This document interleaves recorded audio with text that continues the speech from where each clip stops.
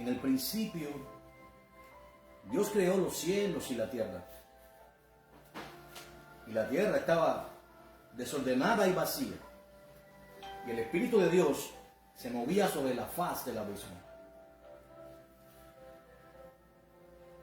Así que Dios creó,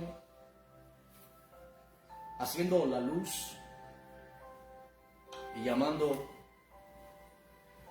luz. Y esta luz prevaleció sobre las tinieblas y llamó a la noche, a las tinieblas noche, y al día llamó luz.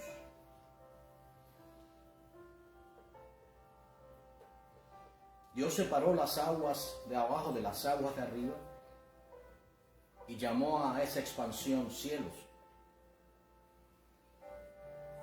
Dios creó todo cuanto existe, incluyendo el ejército de los cielos.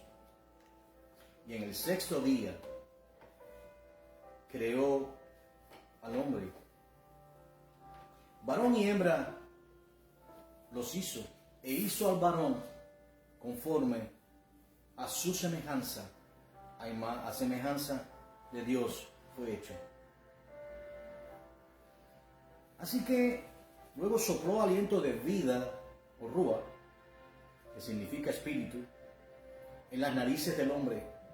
Y entonces fue llamado aquel varón Adán, y también un alma viviente. Mientras Adán dormía, de una de sus costillas, Dios le hizo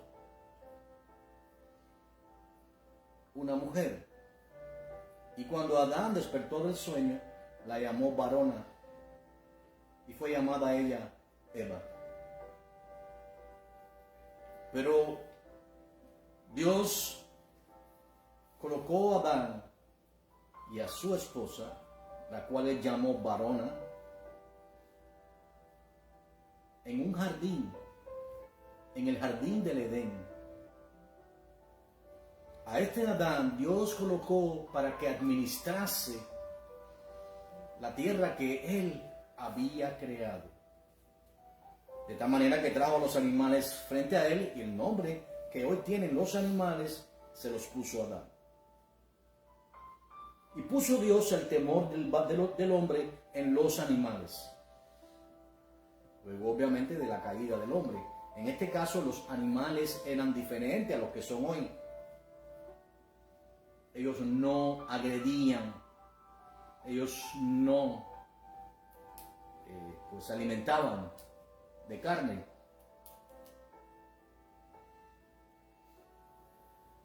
Estando en el jardín del Edén, Dios le dio una indicación clara a Adán. Le dijo: de todo fruto que está en el huerto puedes comer, menos del fruto del árbol de la ciencia, del bien y del mal, del fruto, porque el día que de él comieras, ciertamente morirás. Pero la serpiente, la cual había conocido a Adán y le había puesto un nombre, estando su esposa sola en el huerto del Edén, se acercó a ella y le tentó, diciendo: ¿con qué Dios os ha dicho que si comieres de ese fruto moriréis? No, sabe Dios que no moriréis, sino que seréis exactamente igual a Dios, con conocimiento del bien y del mal. Ella, creyéndole a la serpiente y no a Dios, comió de ese fruto. Pero no solo comió de ese fruto, sino que fue y le llevó de comer a su esposo. Y él, creyendo a su esposa, entonces él también comió. Entonces los ojos le fueron abiertos. Luego escuchó la voz de Dios que se paseaba en el jardín del Edén, llamándolo por su nombre: Adán, Adán. Y respondió Adán: Señor, me escondí porque estaba desnudo. Y Dios le preguntó: ¿quién te enseñó que estabas desnudo? ¿Por qué comiste del árbol, del fruto del cual te dije que no comieras? Entonces ese Dios de compasión le hizo ropa, le vistió con hojas de higuera. De este Dios compasivo De este Dios amoroso es el cual quiero hablar en esta mañana. El Dios que hizo todo cuanto existe con su poder. El Dios que nos ha amado de tal manera que envió a su Hijo al mundo para que viniera a morir y morir con muerte de cruz. Es un Dios de dioses. Él dice, no fue creado Dios antes que yo, ni lo será jamás. No hay otro Dios. Él solo es Dios.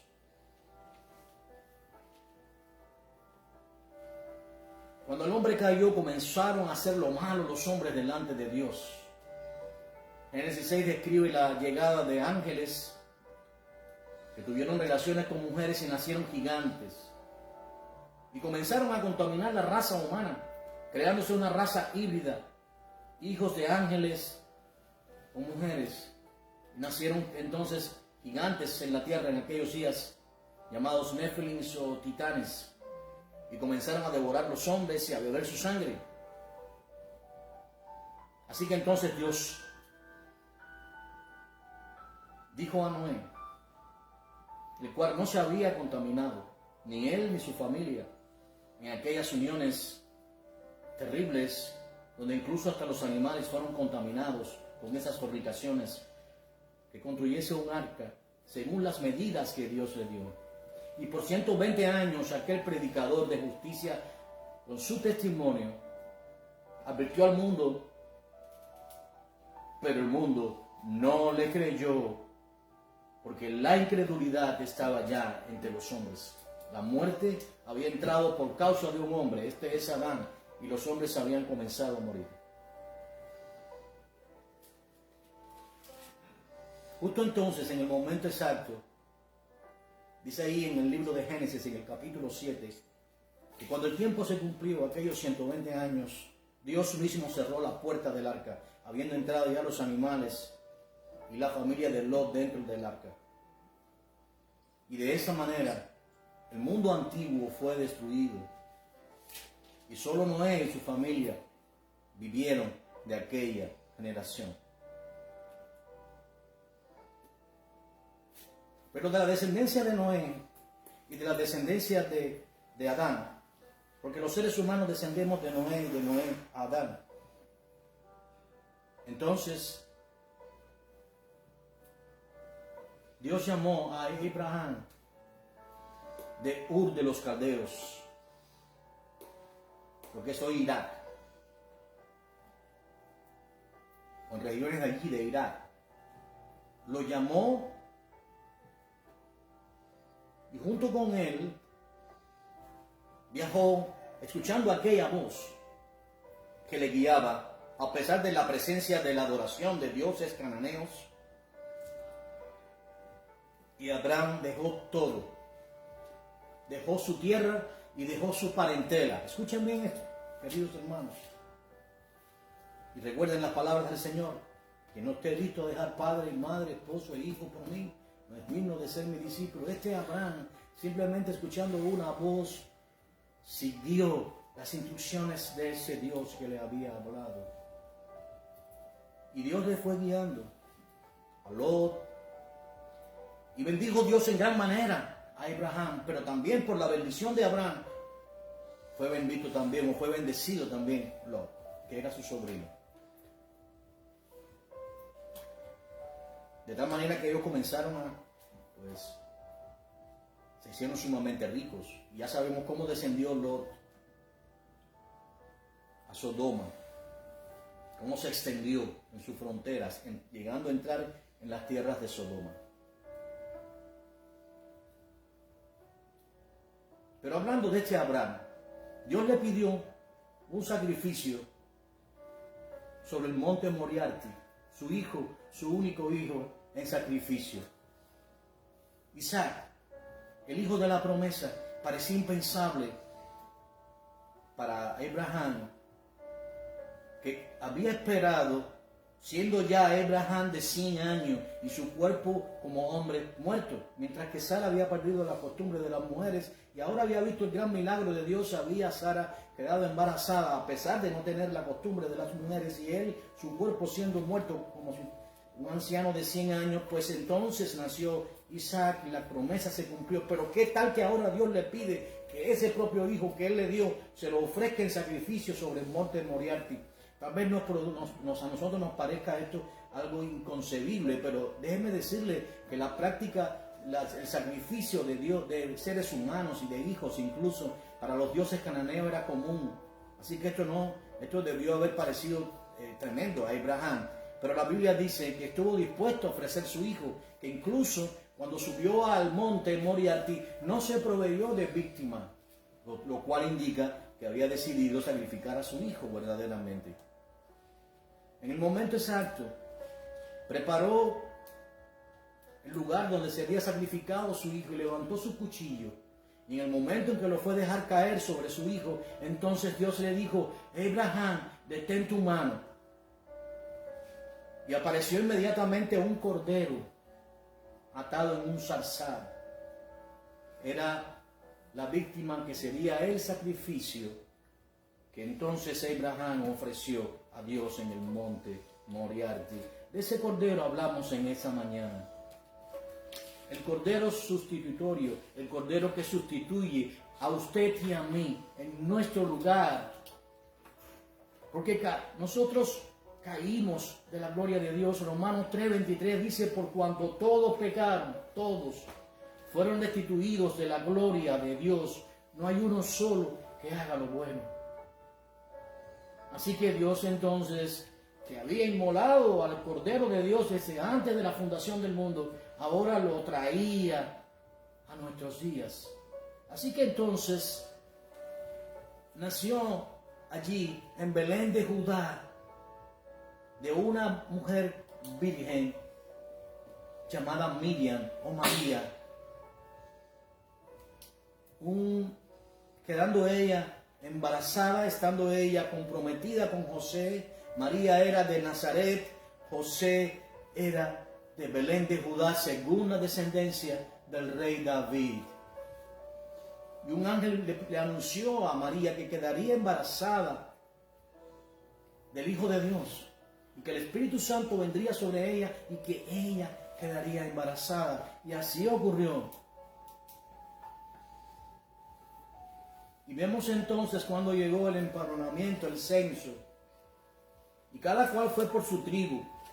Obviamente María iría por la tribu de su esposo, el cual ya había decidido creer lo que el ángel le dijo, por cuanto él había anteriormente pensado en abandonarla, creyendo que era infiel. Mas el ángel le dijo que la recibiera, porque lo que ella había concebido era del Espíritu Santo.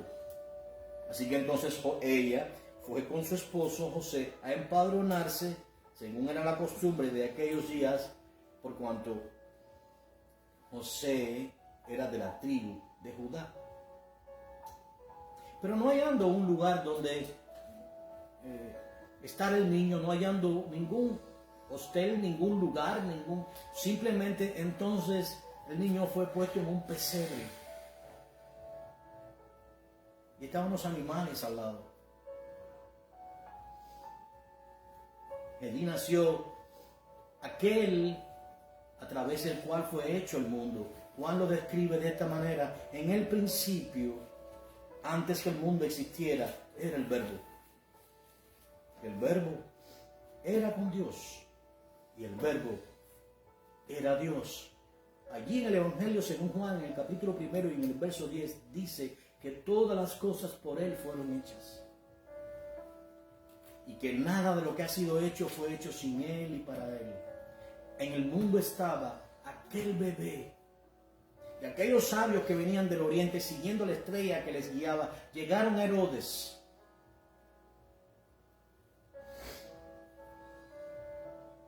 Pero él, no conociendo nada de esto, les permitió seguir.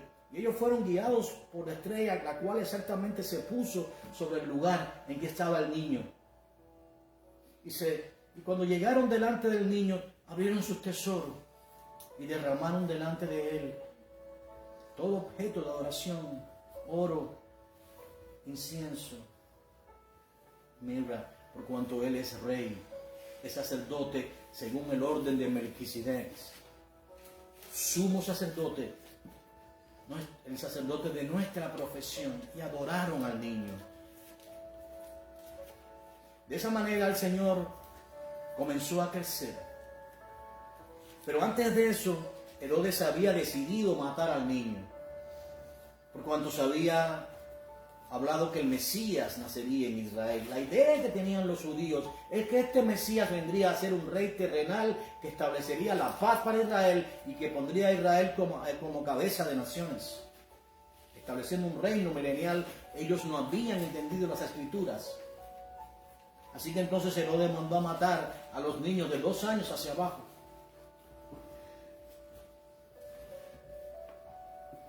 Pero siendo avisado José en sueños, fue a Egipto, tomó a su esposa, a su hijo, y fue a Egipto y entonces Herodes mató a los niños de 2 años hacia abajo. Hizo una gran matanza, lo cual también es una representación de lo que hizo Faraón en los días en que Moisés, el libertador del pueblo de Egipto, de Israel, cuando estaba Israel en Egipto por 430 años, pues hizo. Luego que este Herodes murió, entonces fue avisado José para que regresara a la tierra de Israel, para que se cumpliera la profecía, según está escrito: de Egipto llamé a mi hijo.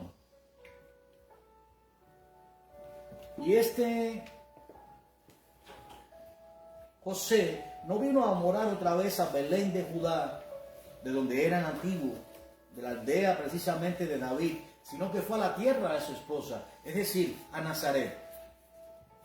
José era carpintero, y ahí estaba el muchacho, y ya lo vemos enseñando en el templo, allí discutiendo con los doctores de la ley, y así comenzó el ministerio del Señor, cuando estando Juan el Bautista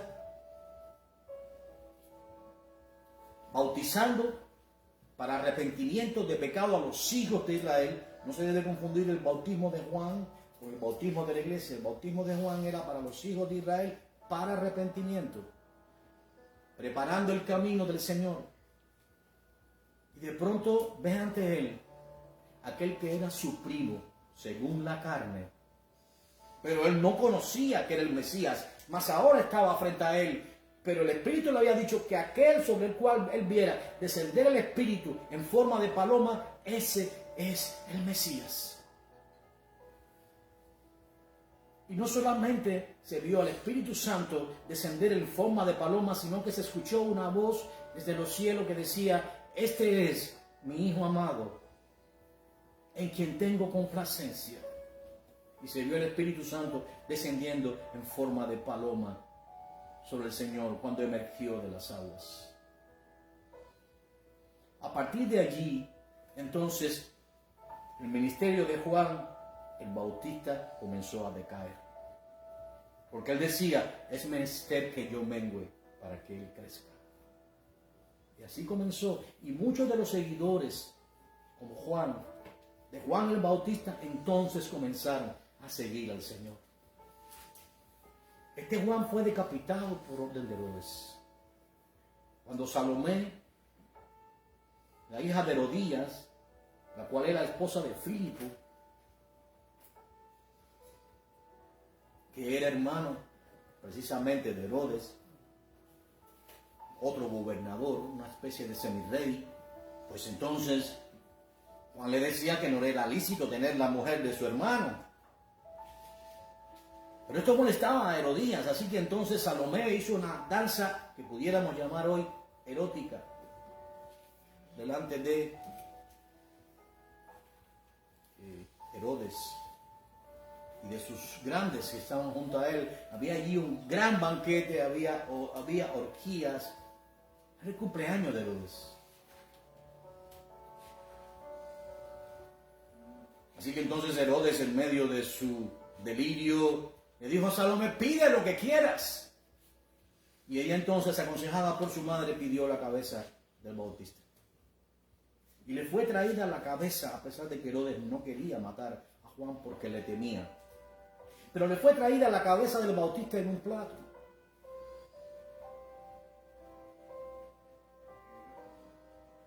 Este es aquel del cual dijo el Señor que es el más grande de los profetas que se ha levantado, el cual preparó el camino del Señor a los hijos de Israel. Porque a ellos vino primero, a las ovejas perdidas de la casa de Israel, el Señor.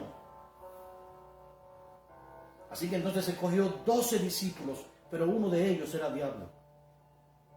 Y a este precisamente fue encargado del cuidado del tesoro, de las ofrendas, porque incluso nobles y ricos echaban mucho dinero en las ofrendas del Señor. Y este Judas Iscariote robaba de la bolsa que era dedicada a las ofrendas.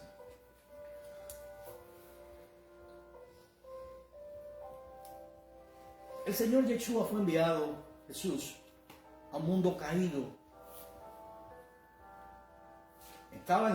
Eran las sectas preeminentes en aquellos días, los saduceos y los fariseos. Los saduceos eran ricos y no creían en la resurrección de los muertos. Y los fariseos era una secta más poderosa y que controlaban el Sanedrín, aunque había un cierto balance.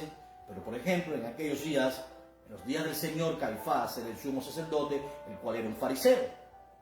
El propio apóstol Pablo, antes llamado Saulo, era fariseo, según la ley.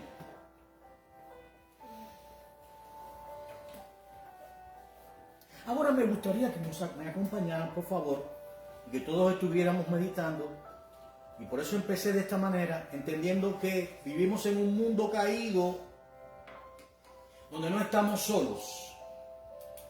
Tal vez usted cree que solamente existe lo que ve. Personas, animales y toda la creación de Dios, pero no lo es. Estamos acompañados en ese mundo de seres espirituales, ángeles que se manifiestan entre nosotros e interactúan, pero también demonios. Por eso hoy creemos, vamos a entrar allí en el Evangelio según Marcos, en el capítulo 9. Para entrar en el contexto, comenzando desde el verso 2, resulta que el Señor había tomado a Pedro, a Jacobo, el cual es Santiago, y a Juan. Ambos, Pedro, Jacobo y Juan, considerados luego columnas en la iglesia naciente, que no nace aquí, la iglesia nace luego, en el aposento alto, ¿okay? Y los llevó aparte solos a un monte alto y se transfiguró delante de ellos. Sus vestidos se volvieron resplandecientes, muy blancos, y tanto que nadie que lave una ropa puede verse así.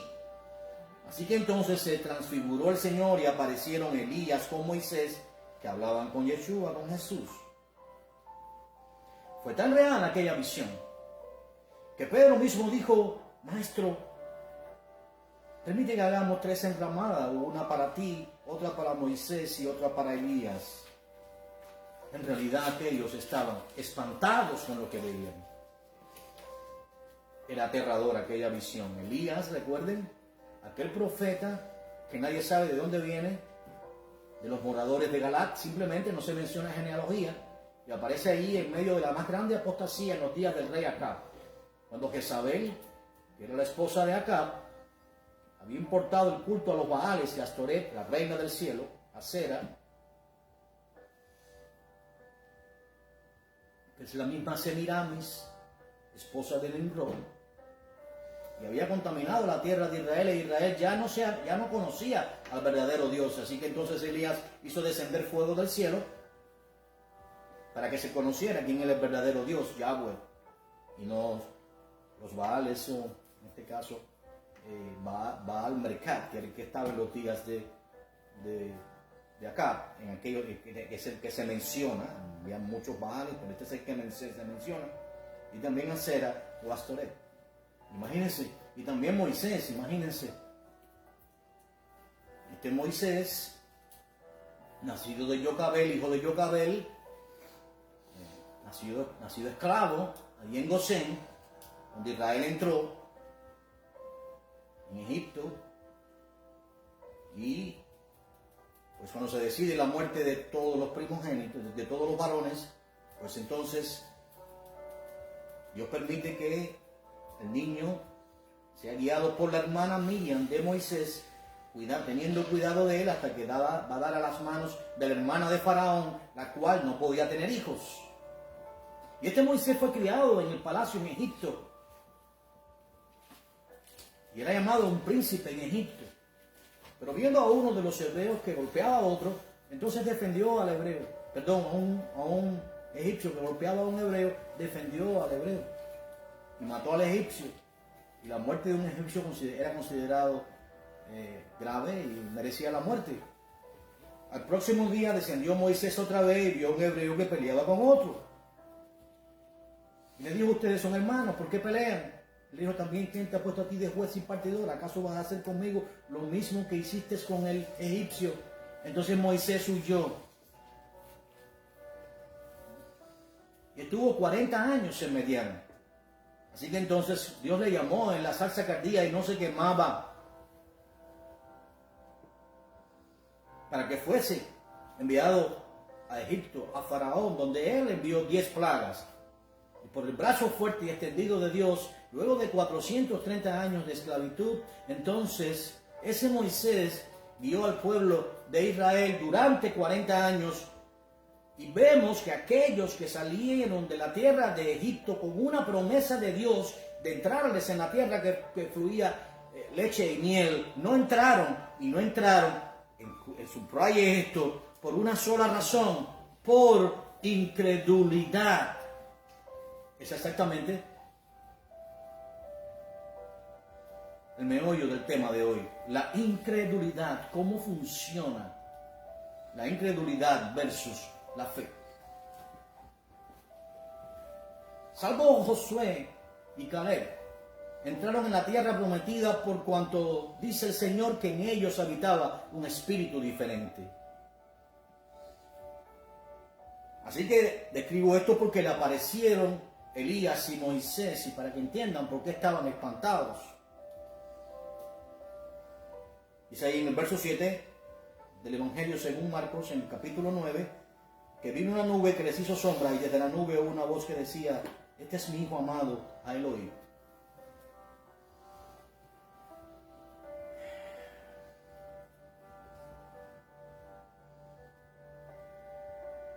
Le preguntaron diciendo, ahí en el verso 11, ¿por qué dicen los escribas que es necesario que Elías venga primero?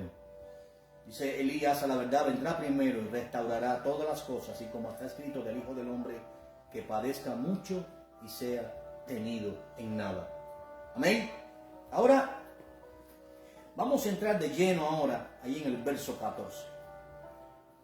Cuando llegó a donde estaban sus discípulos, vio una gran multitud alrededor de ellos y escribas que disputaban con ellos. Y enseguida toda la gente viéndolo se asombró, y corriendo a él le saludaron. Él les preguntó: ¿qué disputáis con ellos? Preguntó a sus discípulos. Le preguntó a la multitud. Respondiendo uno de la multitud dijo: Maestro, traje a ti mi hijo que tiene un espíritu inmundo. En otras palabras, mi hijo está endemoniado. ¿Entendemos esto? A veces pensamos que un niño, o que esto sucedió antes. Esto sigue sucediendo hoy. Traje a mi hijo que tiene un espíritu mudo. El niño no podía hablar. En otra versión, creo que es en el libro de Mateo, en Juan, dice que era lunático. Había perdido la mente. No podía hablar. Dice que el espíritu le tomaba, le sacudía y echaba espumarajos y crujía los dientes y se va secando. Y dije a tus discípulos que lo echasen fuera y no pudieron. Si hoy trajeran ese niño, hoy, con estos síntomas, delante de un neurólogo, no hay lugar a dudas que por esos síntomas sería el niño, recibiría un diagnóstico, amén, y llamarían a lo que él tiene convulsiones. un niño que convulsiona, llamarían a su problema epilepsia. Eso lo llamaría la Biblia. Si alguno conoce de medicina y lee estos síntomas, se dará cuenta que hoy la ciencia llama eso epilepsia. Pero aquí dicen que lo que producía esto no era un problema en la cabeza del niño ni en su cerebro, sino que era un espíritu mudo. Miren bien, el niño crujía dientes. Usted ha visto lo que significa crujir dientes, es decir, dice, no sé si en este lo dice o es en de... Aquí lo dice, no solamente cruje dientes, sino que el niño se iba secando, iba perdiendo peso, se iba consumiendo. Esta es la condición del niño. Hoy hay muchos niños que pueden tener un problema, una enfermedad, pero hay otros que no necesariamente están enfermos, sino que hay otras circunstancias que están actuando. Dice que echaba espumarajos por la boca.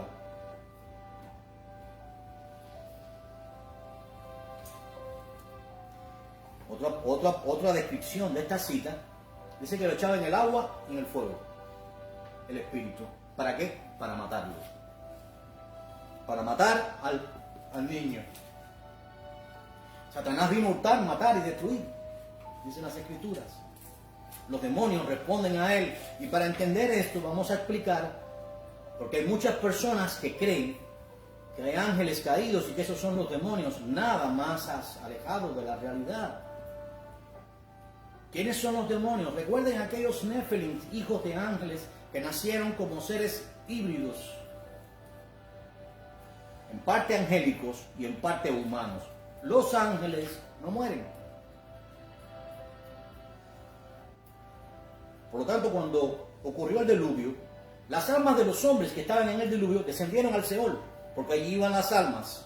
De hecho, la Biblia dice que el Señor fue muerto en la carne, pero vivificado en el Espíritu, en el cual fue y predicó a las almas atadas desde los días de Noé, debajo de la tierra. Ya hoy no, hoy solamente está debajo de la tierra el infierno, porque cuando Él resucitó llevó la cautividad al cielo. Por eso Él dice, en la casa de mi Padre muchas moradas hay, voy pues a prepararos moradas, y si me fuera, vendré otra vez y os tomaré, para que siempre donde yo esté, ustedes estén. Pero estos seres que murieron durante el diluvio estaban debajo de la tierra en el lugar llamado Seol, o en griego Hades.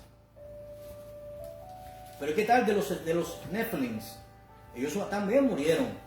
Ellos eran gigantes, una estatura que hoy no existe.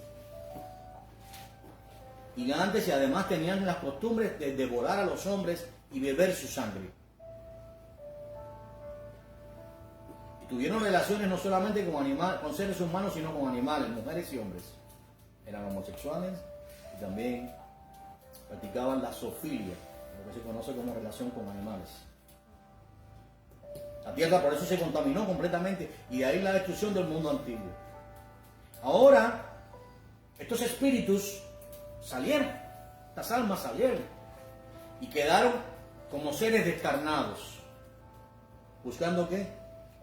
Un cuerpo caliente donde habitar y usar los miembros de los seres humanos para hacer lo mismo que ellos hacían. En primer lugar, fornicar. En segundo lugar, matar. En tercer lugar, robar, destruir el cuerpo.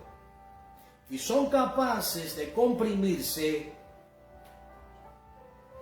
y habitar hasta 600 o más dentro de un ser humano, por cuanto aquel que respondió al Señor en la tierra de los Gadarenos dijo que él era que su nombre era Legión.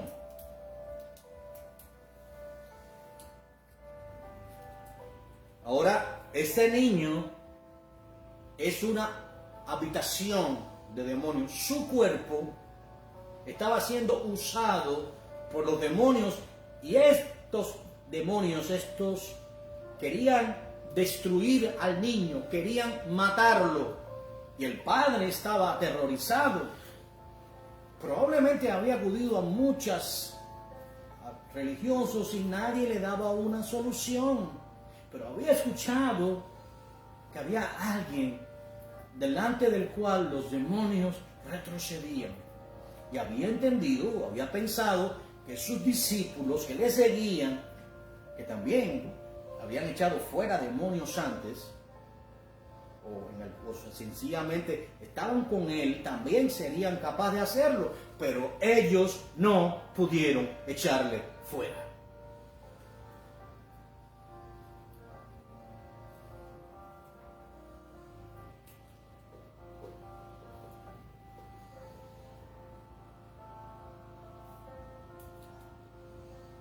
Dice, respondiendo, les dijo: oh generación, dice, y dije a tus discípulos que lo echasen fuera, en el verso 18, perdonen, y no pudieron.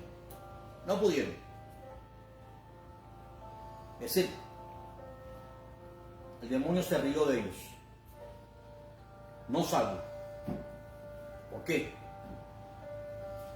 Y respondiendo, les dijo: oh generación, ¿qué? Incrédula. Generación incrédula. ¿Hasta cuándo he de estar con vosotros? ¿Hasta cuándo os he de soportar? Traédmelo. Y trajeron al niño. Ahora miren bien, aquí no dice cuando el niño vio a Jesús, dice cuando el Espíritu vio a Jesús. Quiere decir, a través de los ojos era él quien miraba. Cuando el Espíritu vio a Jesús, sacudió con violencia al muchacho. ¿Qué hacía? Estaba muy enojado y a la vez aterrorizado, porque los demonios temen y tiemblan delante de él.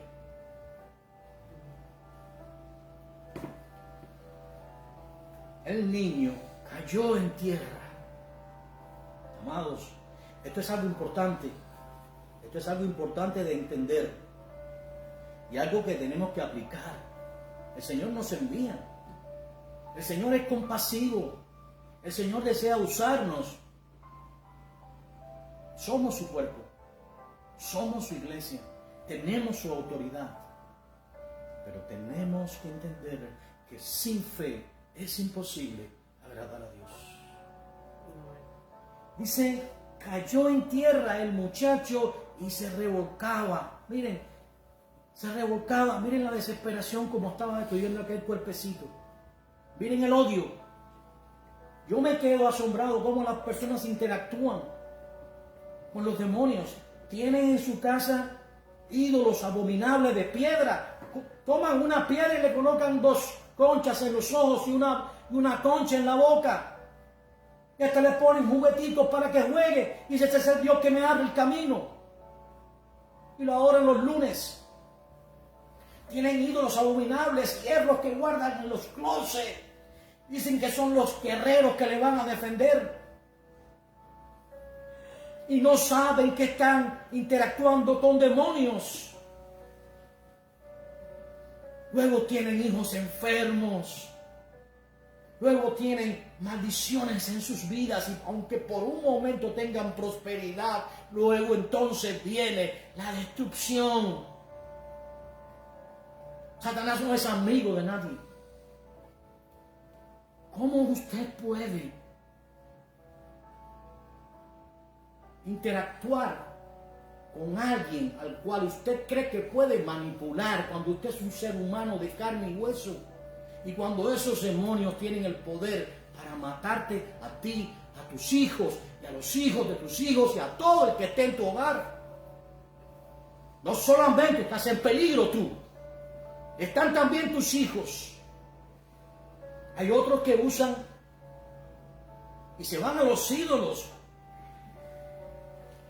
romanos y les prenden velas.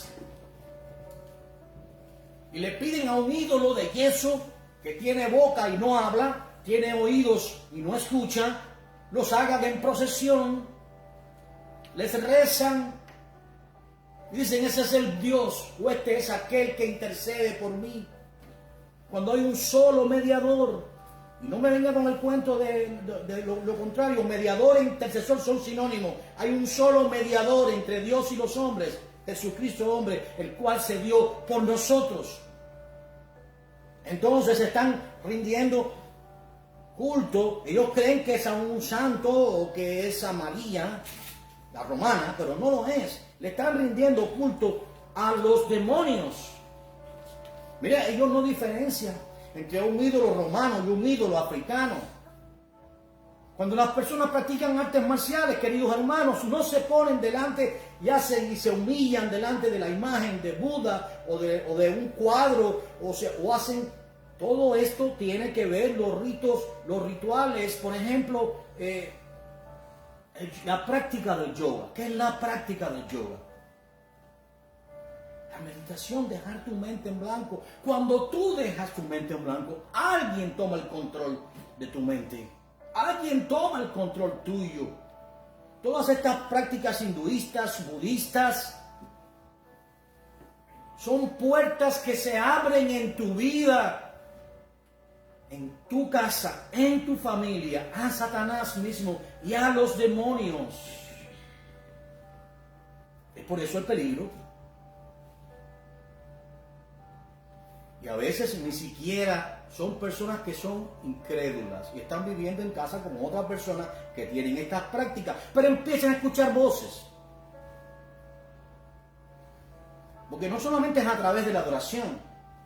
Cuando una persona tiene relaciones sexuales con otra que no es su esposa, fuera del matrimonio, simplemente lo que ocurre es que hay un traspaso de demonios. A través de la sangre, de la conexión de carne y sangre, también se entrelazan los espíritus. De hecho, ahí en los proverbios dice que el alma de la ramera caza, el alma de su esclavo, de su penitente. Ella mira por la rejilla y ve pasar a aquel varón. Y lo invita a su casa y le dice: ven, que he perfumado la recámara, mi esposo está de viaje. Y ahí va el varón, detrás de ella. Y cuando entra, su alma es casada. ¿Ok? Y todos estos que comienzan a fornicar, entonces provocan la práctica de la pornografía. Es una ventana abierta a los demonios. Hay personas que usted los ve en los teléfonos que no salen. Personas que están de noche, que no duermen, amarrados en la pornografía. Son habitación de demonios. Empiezan a escuchar voces. Mátate, mátate, mátate. Porque estas voces comienzan a hablarte hasta que llega un momento en que te empiezan a atormentar de tal manera. Mire, piensa en Saúl. ¿Okay? Solamente el arpa de David, porque Dios lo permitía. No es que hubiera algún tipo de arte en David, aunque David era un artista. No es eso. Artista quiero decir que era un creador. Los salmos, lo que él hizo, su música era muy buena en aquellos días. Pero lo que quiero decir es que el poder de Dios es que permitía que el espíritu que estaba en Saúl, permitido por Dios para que lo entienda bien, era la única manera en que se apartaba cuando David tocaba el arpa. Así que esos espíritus continúan con nosotros hasta hoy y se abren puertas a través de todas esas cosas. Vive con una persona, a lo mejor no tiene esa práctica, pero la persona es un adicto a la pornografía. Simplemente vas a empezar a ver en tu vida, vas a ver cosas. Al momento miras y que parece haber visto a alguien, escuchas voces, sonidos. Simplemente hay presencia demoníaca en tu hogar. Y puede llegar hasta matarte. ¿Por qué? Porque te induce a matarte. La mayoría de los suicidios son inducidos por estas voces. ¿Qué dice la Biblia? Que tomaba al muchacho, lo echaba en el agua, lo echaba en el fuego. El propósito era matarlo.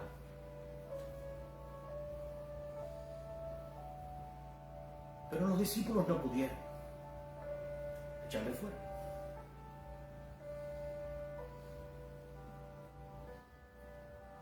Pero se lo trajeron al rey, nuestro rey, nuestro Señor, el Mesías, que ellos no habían entendido aún, que era necesario que sufriese y padeciese mucho, que muriese y resucitase. Así que entonces los sacudió con violencia, cayó en tierra, se revolcaba y echaba espumarajos. Entonces, miren esto, el Señor le preguntó al padre, ¿cuánto tiempo hace que le sucede esto? Y dijo, de ese niño. Sí, posiblemente era un joven, era un adolescente. Así como Daniel quizás. Desde niño, aquel espíritu producía convulsiones en este niño. Se mordía la lengua, probablemente crujía dientes, se estaba secando, estaba casi tísico.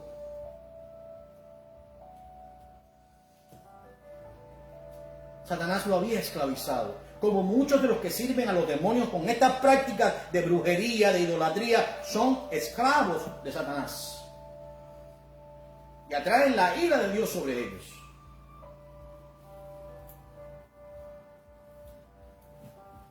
Dice, muchas veces le echan el fuego y en el agua para matarle.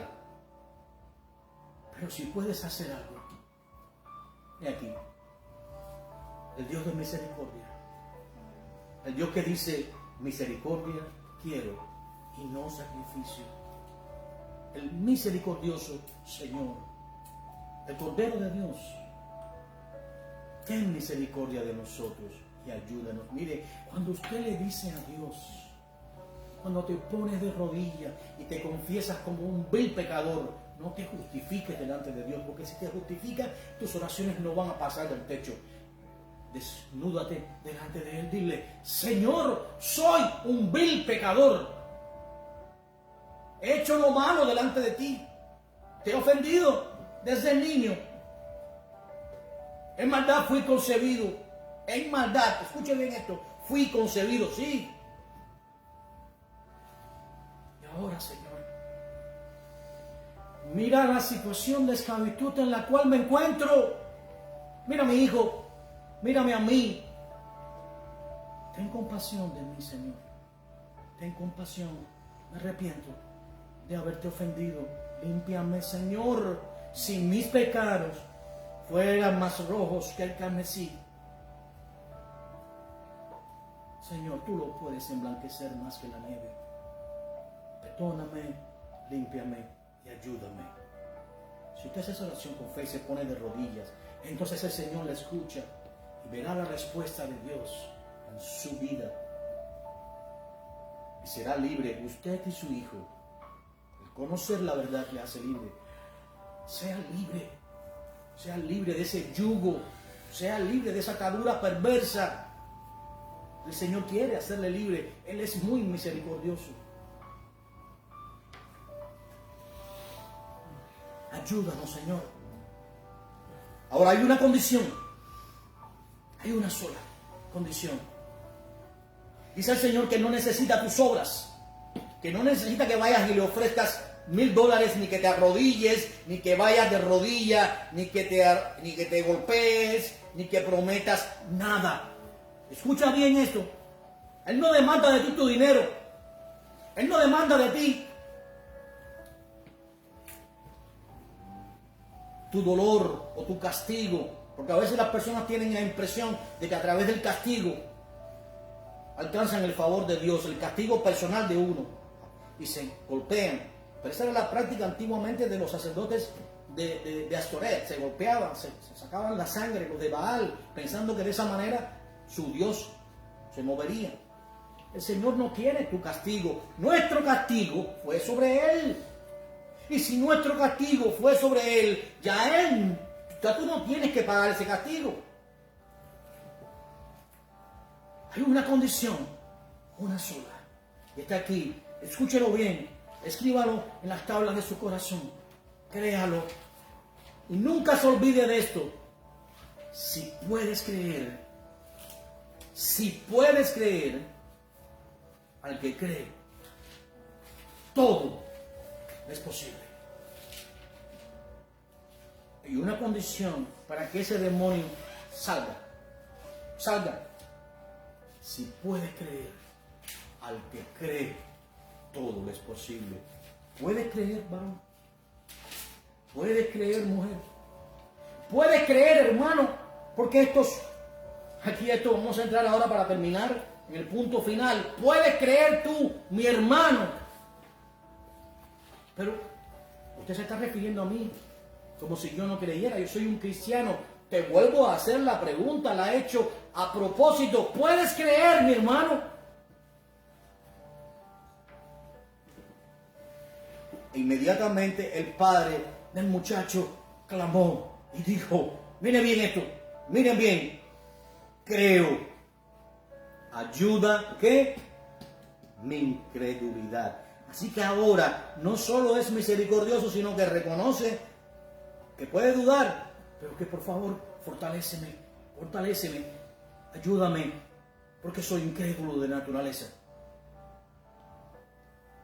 Y cuando Yeshua vio que la multitud se agolpeaba, reprendió al espíritu inmundo, diciéndole, espíritu mudo, mire bien, porque era mudo y era sordo, espíritu mudo y sordo, y hacía mudo y sordo al niño, al jovencito, yo te mando, esto no es, no, yo te ordeno, sal de él, y la segunda condición, y no entres más en él. ¿Por qué? Porque cuando un espíritu inmundo se va, echado fuera, se va y vaga por lugares secos.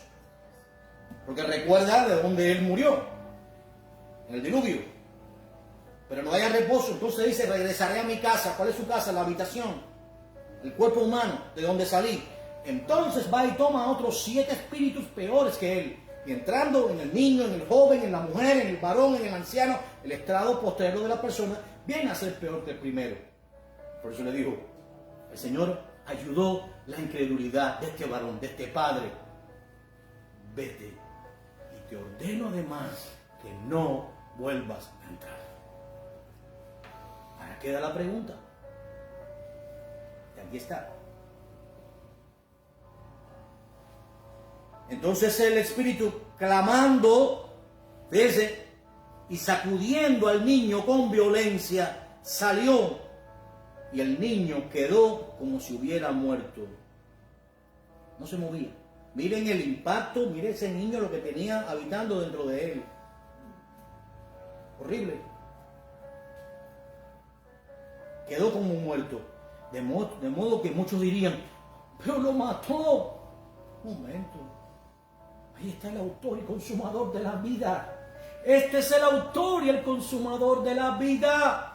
Este es el dador, este es el creador. Este es a través del cual el Padre creó el mundo. Él y el Padre, uno son. Cuando Él decía, en el principio Dios creó las aguas, y dice que el Espíritu de Dios se movía sobre la faz del abismo, y dijo Dios, hagamos. Esta palabra hagamos implica un verbo en plural. Por lo tanto, ¿con quién hablaba el Padre? Con el Hijo y con el Espíritu Santo, por cuanto dice la Biblia, el Espíritu de Dios se movía sobre la faz del abismo, y dijo Dios, hagamos, y la palabra, que era el verbo, hacía. Ahí estaba Yahweh, el Dios Todopoderoso, que hizo los cielos y la tierra. Pero allí estaba la presencia de la palabra, que había tomado forma de hombre. Pero algunos decían, está muerto. Pero Yeshua, tomándole de la mano, le enderezó y se levantó. Amén. Qué impactante, ¿eh? Qué impactante todo eso, ¿no? Cuando entró en casa, sus discípulos le preguntaron aparte, ¿por qué nosotros no pudimos echarle fuera? Él les dijo, este género con nada puede salir, sino con oración y ayuno. Ahora quiero concluir con esto. Hay muchas personas que piensan que este género de demonio, hay un género de demonio que solamente sale con ayuno y oración. No es así. ¿Qué dije? ¿Qué dijo el Señor? ¿Generación qué? Incrédula. Vamos a ir al Evangelio según Mateo, por favor, tenemos la respuesta. Mateo 17, en el verso 20.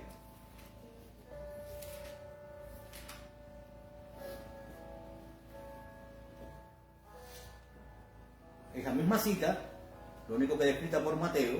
Recuerden, Mateo, el Evangelio de Mateo fue dirigido a los judíos principalmente, judíos creyentes, que se convirtieron.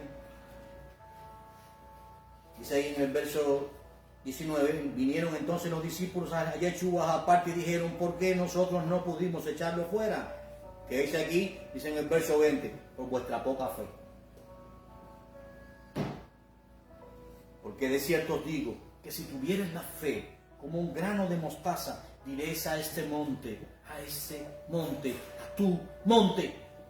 No es el monte de las riquezas, es el monte de tu incredulidad.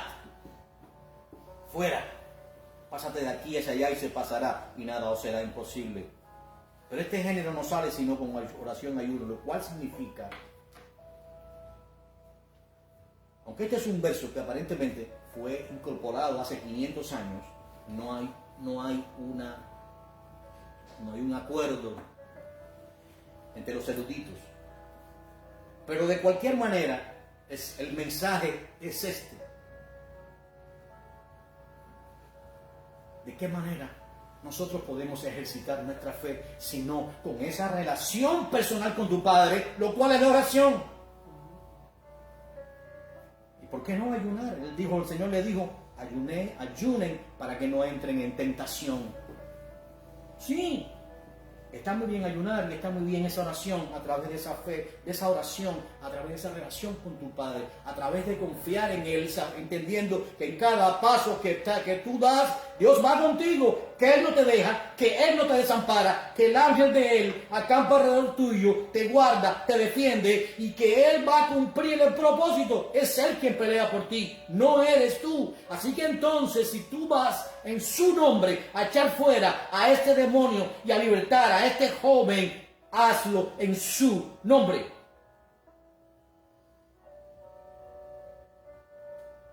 Y por su poder, no por el tuyo, solamente confía. Después la fe, la certeza de lo que se espera y la convicción de lo que no se ve. Por la fe fue llamado Abraham. Y ya no se llamó más Abraham con M, sino Abraham con H en el medio. Padre de la fe. Así que concluimos de esta manera. Si oyeras hoy la voz del Señor, no endurezca tu corazón como en la salva de Meriba, donde tentaron al Señor. 10 veces tentaron al Señor, aquel pueblo. Pero hoy escucha la voz del Señor. Créele a Dios. Confía en Él. Pon todas tus situaciones. Si tu hijo está enfermo, ponlo en sus manos.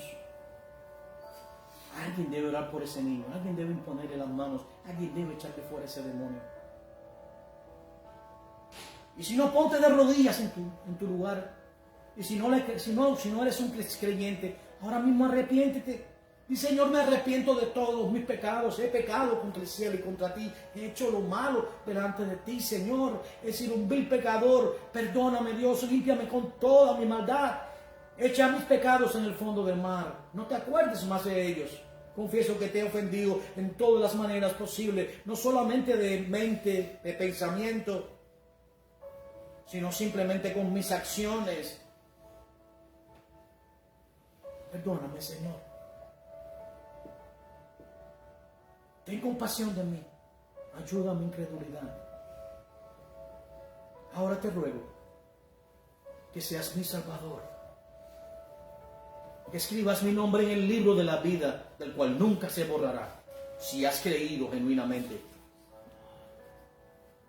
Y ahora sé mi Señor y mi Salvador. Si usted cree eso realmente, si usted está dispuesto a botar a todos esos ídolos abominables, si usted está dispuesto a echar fuera de usted la fornicación, mire, sus miembros son del Señor, son miembros que usted debe guardar en santidad. Te unirás a una ramera, a una inmunda, o tú, mujer, te unirás a un inmundo fornicador.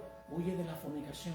Cualquier otro pecado que el hombre cometa está fuera del cuerpo. Pero la fornicación da lugar inmediatamente a demonios. La pornografía es como tener relaciones sexuales con esas mujeres que están mirando o esos varones que están mirando. Porque hoy hay práctica de ambos sexos, de la pornografía.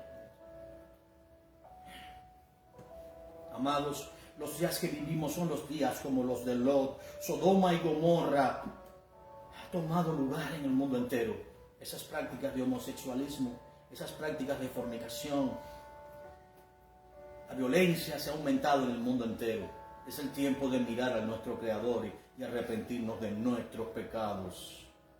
Y decirle, Señor, ahora quiero ser tu hijo, sé tú mi Padre. Y hónralo, y confía en Él, y verás la mano de Dios. Verás cómo Él abre puertas delante de ti, puertas que ninguno puede cerrar. Si tan solo le creyeras, si tan solo se entendieras que hay un solo camino al cielo, hay un solo camino a la eternidad, hay un solo camino a la vida eterna, y ese nombre, ese camino es angosto. Y entramos por una puerta estrecha, pero hay un solo nombre dado a los hombres a través del cual podemos ser salvos. No es Buda, ni Zoroastro, ni Mahoma, ni María. Es Yeshua. Así que si alguno tiene oídos, que oiga. Padre, te damos gracias en esa mañana, porque nos enseñas, nos alientas, nos das fuerzas al caído, al menesteroso. Eres tan compasivo, Señor, que aún Dios, viéndonos en nuestra condición pecaminosa, tú nos perdonas y nos instas a arrepentirnos de nuestros pecados, a pesar de que te hemos ofendido en todas las maneras posibles, adorando ídolos, viviendo una vida de maldad, en orgías, en borracheras, en fornicaciones, en robos, en hurtos, en maldades, Señor. Pero eres tan misericordioso que aún el sacrificio tuyo en la cruz permanece para siempre, y tu sangre aún permanece en el altar. Gracias, Señor, porque entraste al lugar santísimo de una vez y para siempre. Y nos has perdonado si nos has limpiado, si te hemos creído. Y ahora, Dios, nos sientas junto a ti en lugares celestiales. Nos llamas amados, nos llamas novia, nos llamas pueblo mío.